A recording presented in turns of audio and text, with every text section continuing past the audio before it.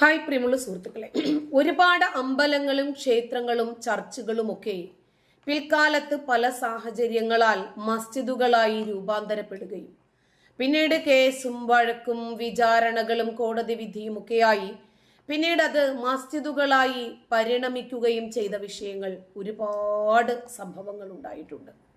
നമുക്കറിയാം. ഇപ്പോൾ മസ്ജിദ് ക്ഷേത്ര വിവാദത്തിന് വീണ്ടും തിരികൊളുത്തിയിരിക്കുകയാണ് അഖാര മേധാവി. രാജ്യത്തുടനീളം നിരവധി ക്ഷേത്രങ്ങൾ മസ്ജിദുകളാക്കിയിട്ടുണ്ടെന്നും അവ വീണ്ടും ക്ഷേത്രങ്ങളാക്കി മാറ്റണമെന്നാണ് അഖില ഭാരതീയ അഖാര പരിഷത്ത് പ്രസിഡന്റ് മഹന്ത് രവീന്ദ്രപുരിയുടെ ആവശ്യം. ഒരുപാട് മസ്ജിദുകൾ നിലനിന്നിരുന്ന സ്ഥലത്ത് മുമ്പുണ്ടായിരുന്നത് ക്ഷേത്രങ്ങളാണെന്നും ആ രൂപത്തിലുള്ള ക്ഷേത്രങ്ങൾ മുഗൾ ചക്രവർത്തിമാരും മറ്റുമൊക്കെ ഈ രാജ്യം അടക്കി ഭരിച്ച സമയത്ത് അവരവരുടെ അധികാരം കൊണ്ടതൊക്കെ പിടിച്ചടക്കി പിന്നീട് അവിടെ മസ്ജിദുകൾ ഉയർന്നു എന്നുമാണ് അഖാര പരിഷത്തിന്റെ വിമർശനം. മതപ്രചരണത്തിനായി ഇന്ത്യയിൽ ഉടനീളം സഞ്ചരിച്ചപ്പോൾ താൻ കണ്ട മസ്ജിദുകളുടെ താഴികക്കുടം ക്ഷേത്രങ്ങളോട് സമാനമായിരുന്നു എന്നായിരുന്നു രവീന്ദ്രപുരിയുടെ വാദം. മുൻകാലഘട്ടങ്ങളിൽ ഉണ്ടായിരുന്ന ക്ഷേത്രങ്ങളായിരുന്നു അതല്ലാതെ ഭൂമിയെടുത്ത് അവരൊരു മസ്ജിദ് ഉണ്ടാക്കിയതായിരുന്നില്ല.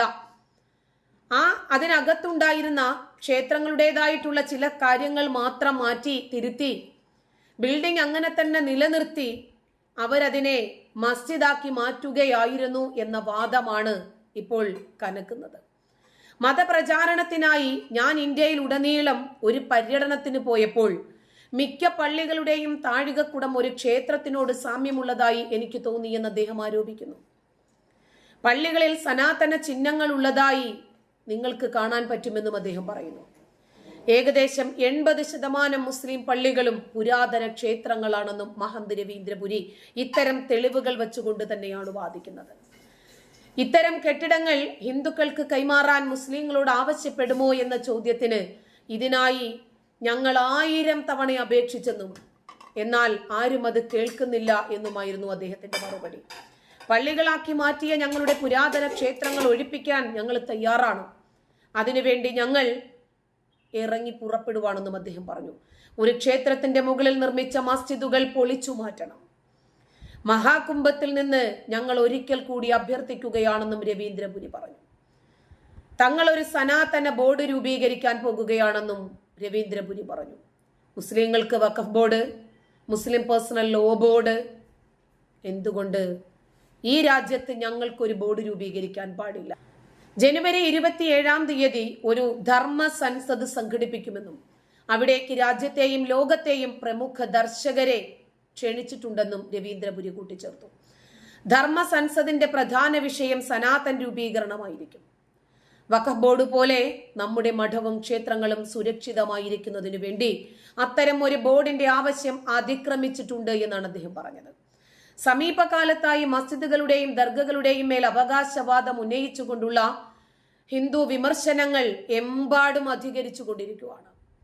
അതിന് പിന്നാലെ 1991 ആരാധനാലയ നിയമത്തിന്റെ സാധുത സംബന്ധിച്ച് തീരുമാനങ്ങൾ എടുക്കുന്നതുവരെ കെട്ടിടങ്ങളുടെ മതപരമായ സ്വഭാവത്തെ ചോദ്യം ചെയ്യുന്ന പുതിയ കേസുകൾ ഫയൽ ചെയ്യാൻ സാധിക്കില്ല എന്ന് ഡിസംബറിൽ സുപ്രീം കോടതി വിധിക്കുകയും ചെയ്തിരുന്നു.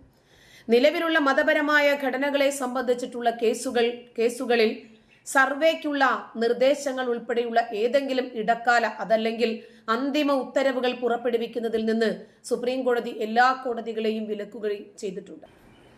കഴിഞ്ഞ ദിവസം ഒരു വാർത്ത പുറത്തു വന്നിരുന്നു. മുത്യാലമ്മ ക്ഷേത്രം, അവിടെ ആ ക്ഷേത്രം ഒരാൾ തകർത്തിരിക്കുന്നു. ഈ കേസിൽ തീവ്ര ഇസ്ലാമിസ്റ്റ് ആയിട്ടുള്ള പ്രതിയെ അറസ്റ്റ് ചെയ്തു. തൊപ്പി ധരിച്ചെത്തിയ പ്രതിയുടെ CCTV ദൃശ്യങ്ങളാണ് പുറത്തു വന്നത്. ഹൈദരാബാദ് പോലീസാണ് ഇയാളെ അറസ്റ്റ് ചെയ്തത്. സലീം സൽമാൻ താക്കൂർ എന്ന വ്യക്തിയാണ് അറസ്റ്റിലായിരിക്കുന്നത്.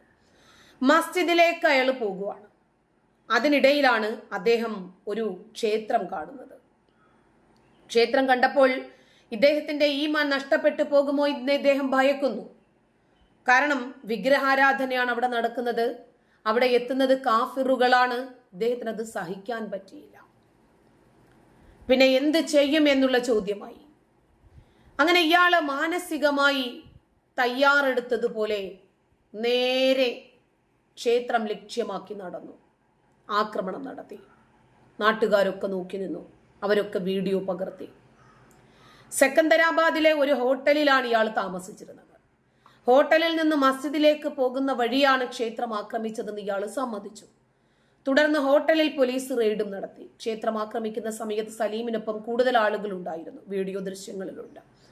സംഭവത്തിന് പിന്നാലെ മറ്റുള്ളവരൊക്കെ ഓടി രക്ഷപ്പെട്ടു എന്നും പോലീസ് വ്യക്തമാക്കി.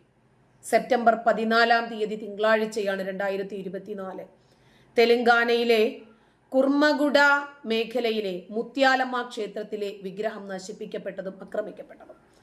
അതിനെ തുടർന്ന് സെക്കന്ദരാബാദിൽ സംഘർഷം ഉടലെടുത്തു.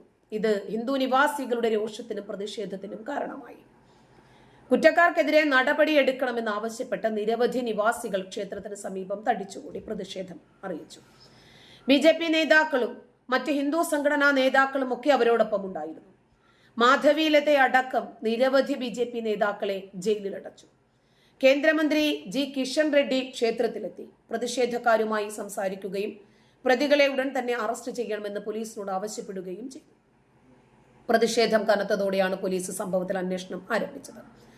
ക്ഷേത്രം ആക്രമിക്കപ്പെട്ട സംഭവം വെറും മോഷണ ശ്രമം മാത്രമാണ് എന്ന നിലയിലാണ് കോൺഗ്രസ് തന്നെ വ്യാഖ്യാനിക്കാൻ ശ്രമിച്ചത്.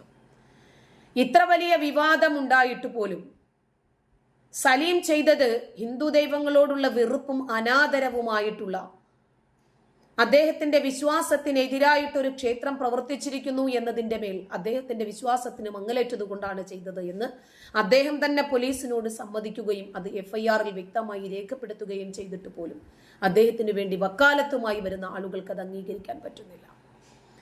കാഫിറുകളുടെ വിശ്വാസങ്ങളോടും കാഫിറുകളുടെ ആരാധനാലയങ്ങളോടുമൊക്കെയുള്ള വെറുപ്പ്, ഇത്തരം പ്രവൃത്തികൾ കേവലം മതവികാരം വ്രണപ്പെടുത്തുക മാത്രമല്ല, ഒരു സമൂഹം എന്ന നിലയിൽ ജനങ്ങളെ ബന്ധിപ്പിക്കുന്ന സൗഹാർദ്ദത്തിനെതിരായിട്ടുള്ള ആക്രമണം കൂടിയാണ്. ഇപ്പോൾ ഹിന്ദുക്കളെ സംബന്ധിച്ചിടത്തോളം അവരുടെ പവിത്രമായിട്ടുള്ള മാതാവിഗ്രഹത്തെ അവഹേളിച്ചു, അതാണ് അവർ ആരോപിക്കുന്നത്. അതിന് ഉത്തരവാദിയായിട്ടുള്ള കുറ്റവാളി, അയാളെ സംരക്ഷിക്കാൻ ഒരു രാഷ്ട്രീയ പാർട്ടിയോ ഒരു മതവിഭാഗമോ ശ്രമിക്കുന്നത് രാജ്യത്തിന്റെ മതേതരത്വത്തെ ബാധിക്കുന്ന വിഷയമാണ്. ഇനിയും ഒരുപാട് ക്ഷേത്രങ്ങൾ തകർത്ത് അവിടെ മസ്ജിദുകൾ വെച്ചു.